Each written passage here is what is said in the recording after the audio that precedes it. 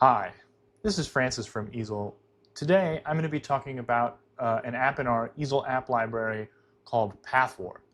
And essentially what this allows us to do is take an object, and I'm going to just take a regular rectangle here, select it, open the app library, and then select Pathwarp. And it'll give you some things saying text objects are not supported, and then you'll be able to choose your warp type and then the type of bend, and then the horizontal and vertical distortion. So I'm just going to kind of start messing around with this, and you can see this kind of affects the bend.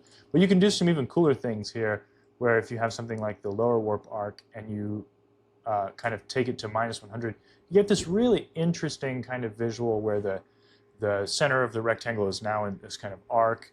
Very similarly, I can change that to upper arc, and it'll do it in the reverse. So you can get some really interesting kind of unique geometrical shapes out of this feature. And similarly, you can distort it in a bunch of different ways to create some really interesting kind of visuals. And this is just a rectangle, regular rectangle that I've picked up.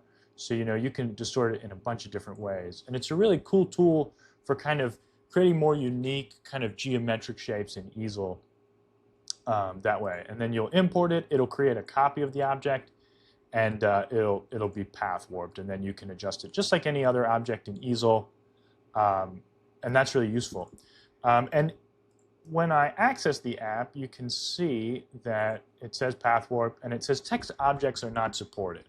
So there's a little trick that I found to kind of get around that I wanted to show you as well. So I'm going to first create some text. We'll just say path warp. And so right now it's text in Easel, but I want to make it an object. And so what I'm going to do is I'm going to grab a rectangle,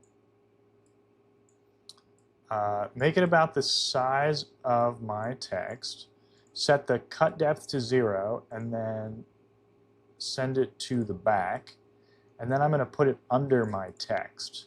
Then if I select both of them and click on Edit and Combine, I've now changed my text from a text box to an object, which means I can edit the points on it. I can anything that you can do with an object, you can now do with this text. And then I can go into the path warp here, and I've got my text, and I can start manipulating it.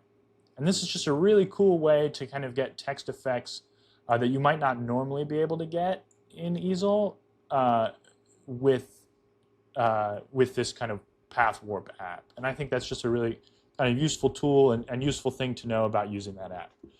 Thank you. Have a wonderful day. To learn more, head over to easel.com.